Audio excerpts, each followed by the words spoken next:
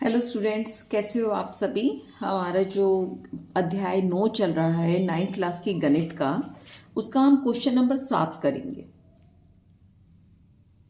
3 question करेंगे, 7, 8, 9। आपके आसानी के लिए मैंने पहले लिख दिया है ताकि आपको समझाने में कोई दिक्कत ना हो। आज हम ये जो हमारी प्रश्नावली 9.3 उसका हम करेंगे 7वां, 8वां और 9वां। ठीक है, बहुत आसान सवाल है, कोई मुश्किल नहीं है इनमें, बस एक बारी समझने की जरूरत है। प्रश्न नंबर 7 कहता है,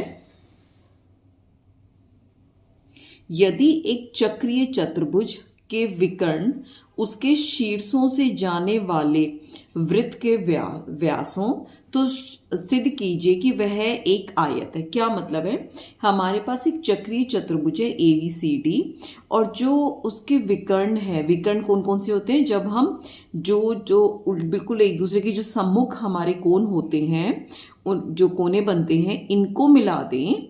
और जैसे B और D को मिलाया, A और C को मिलाया, ये हमारे विकर्ण होते हैं। कहते हैं कि ये जब अगर ये वृत्त के व्यास बन जाए, व्यास बनेंगे तो केंद्र में से गुजरेंगे। ठीक है, अगर ये दोनों जो विकर्ण है वृत्त के व्यास बने, तो हमें ये सिद्ध करना है कि जो ये ABCD जो हमारा चक्रीय चतुर्भुज है, ये एक आयत भी है। चक्रीय चतुर्भुज तो है ही है, एक आयत भी है। आयत में हमें क्या सिद्ध करना होता है, या तो ये सिद्ध कर दे कि उनकी आमने सामने की भुजाएं बराबर हैं, या हम ये सिद्ध कर दें कि हमारे जो चारों कोण है वो 90 डिग्री की है। ठीक है, समझ आ गया। यदि एक चक्रीय चतुर्भुज, समझ गए, चक्रीय चतुर्भुज हमारे ABCD है के विकर्ण हमारे हो गए AC और BD, उसके शीर्षों से जाने वाले वृत्त के व्यासों, जो उसके शीर्ष हैं ये चार, उसमें से जाने वाला जो वृत्त है उसके ये जो विकर्ण है ये व्यास हो, तो सिद्ध कीजिए वह एक आयत है। ठीक है, बहुत आसान है। देखो, ये हमारा केंद्र इसका O हो गया। ये हमारी ऐसे एग्जाम के अंदर ये ऐसी पिक्चर बनेगी, आकृति बना दी। अब आपको समझाने के लिए बता रही हूं। देखो, ये व्यास है, हमने पिछले उसमें पढ़ा था, जो व्यास होता है, जो ये हमारा ये जो वाला जो अर्धवृत्त बना, ये अर्धवृत्त बना है ये वाला, इस पर जो कोण बनाएगा वो हमेशा 90 डिग्री का बनाएगा। जैसे हमारा ये जो बना BD, ये एक वृत्त बना, सॉरी एक व्यास बना, इसने अर्धवृत्त पे 90 डिग्री का कोण बनाया। इसी तरह ये ही वाला जो हमारा व्यास है, ये वाला अर्धवृत्त है, इस पर भी देखो 90 डिग्री का कोण बना रहा है। ठीक है, हो गया, ये भी 90 डिग्री मिल गया हमें, ये भी 90 डिग्री मिल गया। अगर हम इस वाले विकर्ण की बात करें AC, ये भी तो हमारा एक व्यास ही है। ये कौन सा कोण बना रहा है, ये जो ये वाला अर्धवृत्त है, यहाँ पर ये कोण बना रहा है और ये यहाँ पर कोण बना रहा है। बस चारों कोण 90 डिग्री के हो गए। इतना आसान सा है, बिल्कुल ही छोटा 2-3 नंबर का क्वेश्चन है।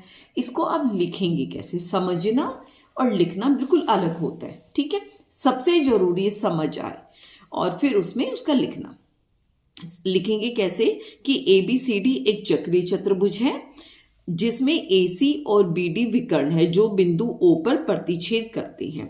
क्योंकि क्या दे रखा है, AC व्यास है, ये हमें दे रखा है, इसलिए जो हमारा कोण, क्योंकि AC हमारा व्यास है, कोण B और कोण D दोनों कितने के हो जाएंगे, 90 डिग्री के। क्यों हो जाएंगे, इसके लिए आपको एक छोटी सी लाइन लिखनी है और जो हमेशा याद करके रखनी है, इर्द गिर्द में 90 डिग्री का कोण बनता है।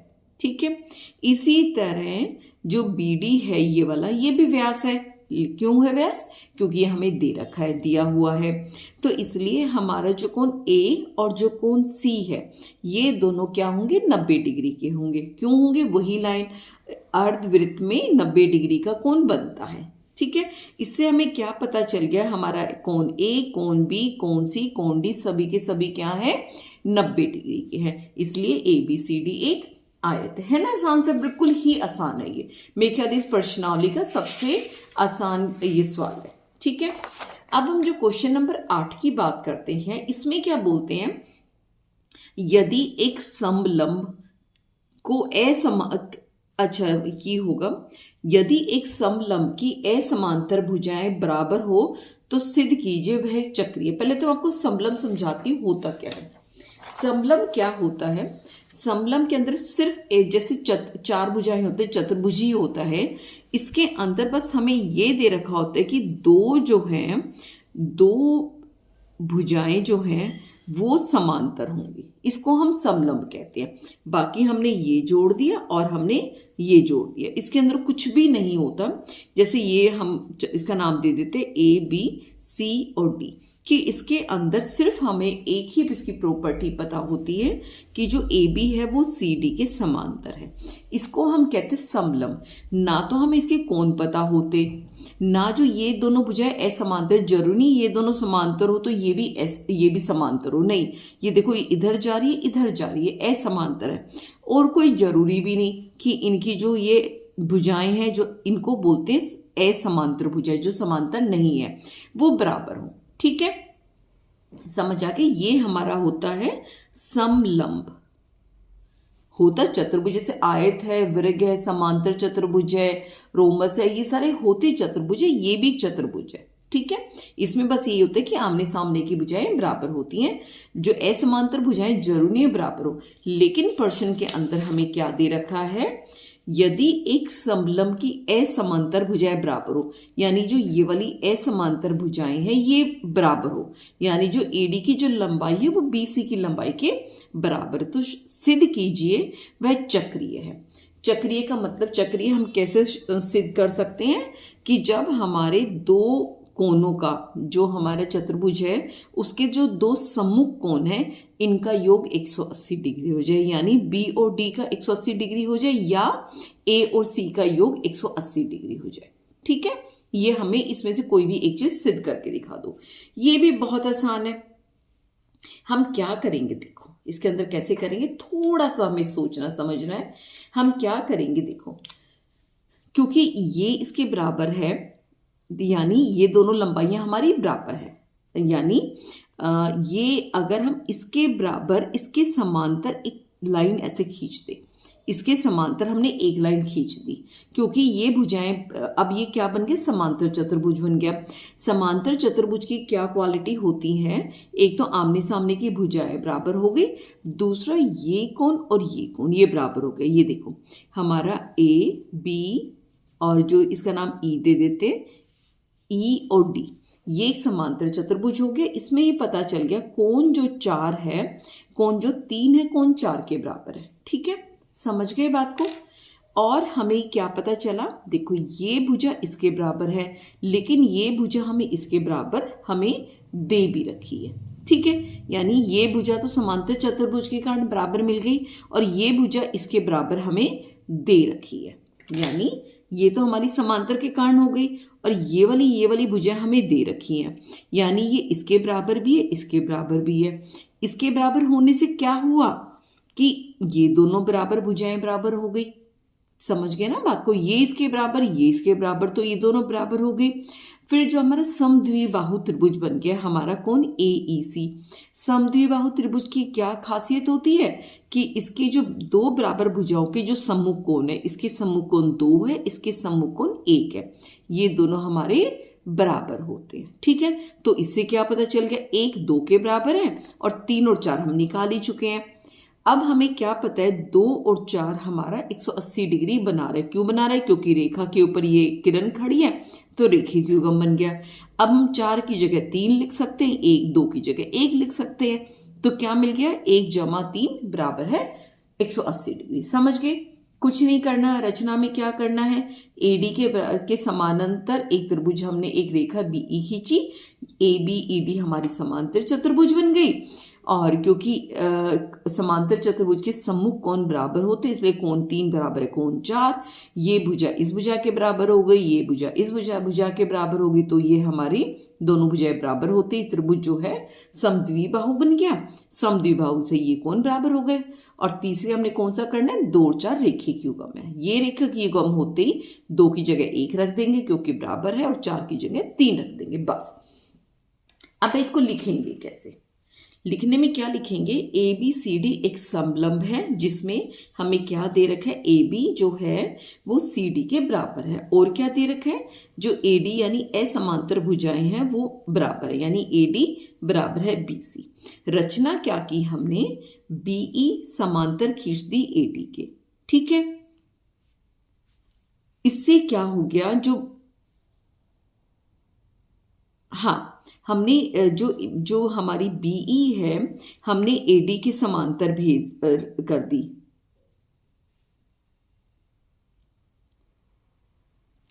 इसी और समीकरण 1 से हमें क्या पता चल गया, जो हमारी, और समीकरण 1 में क्या है कि जो ए बी जो है वो डीई के समानांतर है, यानी जो ए बी है इसमें हमने जो खींची है वो खींची है जो बीई है ए डी के बराबर है, और जो हमारी जो हमें दे रखा था, क्या दे रखा था, जो ए बी है वो डीई के समानांतर है। समझ गए बात को, ये तो हमने रचना में कर ली, ये हमें समीकरण 1 से पता चला कि ए बी डीई के बराबर हो गए, यानी ये इसके समानांतर है, ये इसके समानांतर है, तो क्या बन गई, ए बी सी डी एक हमारी समानांतर चतुर्भुज बन गई, ठीक है।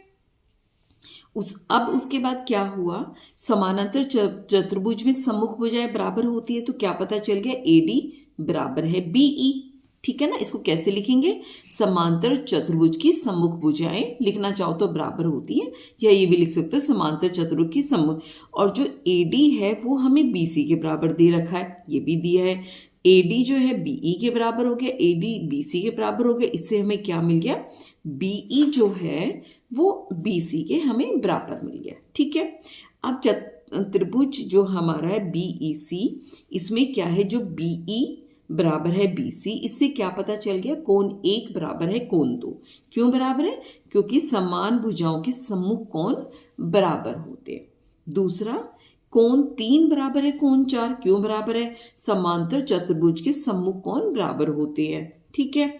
और हमें क्या पता है, कोण 2 जमा कोण 4 बराबर है 180 डिग्री। क्यों है 180 डिग्री, क्योंकि ये रेखिक युग्म बना रही है। अब 2 किसके बराबर है, 1 के, 4 किसके बराबर है, 3 के, किसके बराबर आ गया 180 डिग्री का, कहाँ से, समीकरण 2 और 3 से। सम्मुख कोण का योग 180 डिग्री है, तो इसका मतलब ए बी सी डी एक चक्रीय चतुर्भुज है, उसने उसकी जो प्रॉपर्टी है वो पूरी कर ली, ठीक है। ये इस तरह करना है कि पहले ये दिखा दिया कि देखो समांतर चतुर्भुज बना, और ये समांतर चतुर्भुज के कारण ये भुजा इसके बराबर होगी, और ये इसके, मतलब सबसे पहली बात है समांतर चतुर्भुज इसको बनाना है। जो हमारा प्रश्न नंबर 9 ये क्या कहता है, दिखने में मजा आना, बहुत इजी है। दो वृत्त दो बिंदुओं बी और सी पर, यानी 2 वृत्त है, एक बड़ा वृत्त है एक छोटा वृत्त है, कहां पर प्रतिच्छेद करते हैं, बी और सी पर प्रतिच्छेद करते हैं। बी से जाने वाली 2 रेखाखंड, कौन कौन सी रेखाखंड है इस बी में से जाने वाली हमारी, एक तो है ए बी डी, यानी ए बी डी, एक तो हमारी ये वाली है, ठीक है, और दूसरी है हमारी पी बी क्यू, ठीक है। 2 जगह तो प्रतिच्छेद किया, इसमें 2 रेखाएं जा रही है ए बी डी और पी बी, यहां तक क्लियर हो गया। वृत्तों को ए डी यानी ए पर, डी पर, पी पर और क्यू पर क्रमशः प्रतिच्छेद करते हुए खींचे गए हैं। देखिए आकृति, सिद्ध कीजिए कि कोण ए सी पी, कौन सा कोण है हमारा, ये वाला, किसके बराबर होना चाहिए, कोण हमारा क्यू सी डी के। बहुत ही आसान है।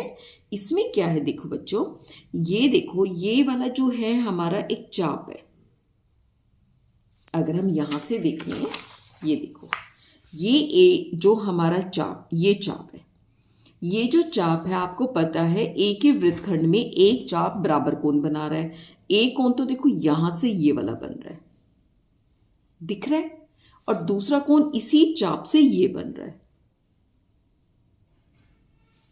देख पा रहे हो। ये जो हमारा चाप है, एक तो वृत्तखंड, एक तो वृत्त ये बना, सॉरी एक कोण ये बना रहा है, दूसरा कोण ये बना रहा है, क्योंकि एक ही चाप एक ही वृत्तखंड में बराबर कोण बनाते हैं, तो ये कोण किसके बराबर हो गया, इस कोण के बराबर हो गया। समझ आ गया। और दूसरा, अगर हम इसकी बात करते हैं, अब मैं दूसरा कलर ले लेती हूं।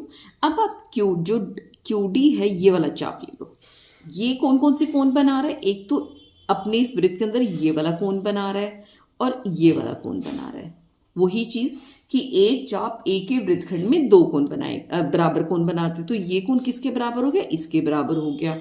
अब क्योंकि ये दोनों रेखाएं हैं, ये कौन से कोण हो गए, शीर्षाभिमुख कोण हो गए, है ना। शीर्षाभिमुख कोण जो होते हैं हमेशा बराबर होते हैं, यानी ये कोण इसके बराबर है, ये वाला कोण इसके बराबर है, और ये वाला कोण अभी हमने सिद्ध किया बताया इसके बराबर है। ये इसके बराबर, ये इसके बराबर, ये आपस में बराबर है, तो ये भी बराबर हो गए। बहुत ही आसान है, बस इसके चित्र को ध्यान से समझ लेना।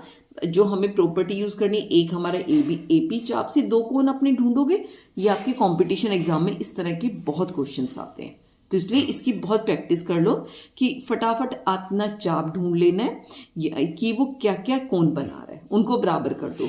इधर ये वाला चाप एपी है, ये वाला चाप हमारा क्यूडी है, इसने ये दो कोण बनाए और इसने ये दो बनाए, ठीक है। इसको लिखेंगे कैसे हम, एक जो कोण हमारा ए सी पी बराबर है कोण ए बी और पी के, है ना। ए सी पी और ए बी पी क्यों बराबर है, एक खंड में बनने वाले कोण बराबर होते हैं। इसी तरह जो हमारा ए बी पी बराबर है, ये देखो जो ये वाला कोण है, अब ये देखेंगे ए बी पी जो है हमारा डी बी क्यू के बराबर है। जो अभी दिखाया था कि ए बी पी ये वाला, क्योंकि इसमें जो दो रेखाएं हैं वो प्रतिच्छेद कर रही हैं, तो ए बी पी और दूसरा हमारा डी बी क्यू, ये दोनों बराबर हैं। क्यों बराबर है, क्योंकि शीर्षाभिमुख कोण है। तीसरे में हम क्या बताएंगे कि जो हमारा ये वाला कोण है डी बी क्यू किसके बराबर है, डी सी क्यू के बराबर है। क्यों बराबर है, क्योंकि एक ही खंड में बनने वाले बराबर कोण है, यानी ए सी पी हमारा ए बी पी के बराबर है, ए बी पी हमारा डी बी क्यू के बराबर है। जो डी बी क्यू है वो उसे क्यू सी डी या डी सी क्यू कुछ भी लिख लो, बीच वाला बराबर होना चाहिए, आगे पीछे हम पलट के लिख सकते हैं, ठीक है। ये इसके बराबर है। तो कौन कौन सी समीकरण 1, 2 और 3 से हमें चीजें मिली है, और उसके बाद क्या होगा, इससे हमें पता चलता है जो सारे आपस में कोण बराबर है, तो इसका मतलब है ए सी पी जो हमारा कोण है जो हमें सिद्ध करना है किसके बराबर है, लास्ट वाली क्यू सी डी के। तो ये हो गया हमारा अतः सिद्ध, ठीक है। समझ गए ना बात को। इस चाप में ये दो कोण है, इस चाप में ये दो कोण है, ये दोनों शीर्षाभिमुख है। कोई भी आगे पीछे समीकरण लिख सकते, इसमें कोई वो बात नहीं। अगली वीडियो में हम क्वेश्चन नंबर 10, 11, 12 को कवर करेंगे। आपको वीडियो अच्छी लगे तो प्लीज कमेंट जरूर कर देना। तब तक अपना ध्यान रखना, टेक केयर। हो सके दोस्तों के से भी शेयर कर देना, सब्सक्राइब कर देना। सब्सक्राइब में आपका कुछ नहीं जाता, मुझे हेल्प मिल जाएगी। Thank you.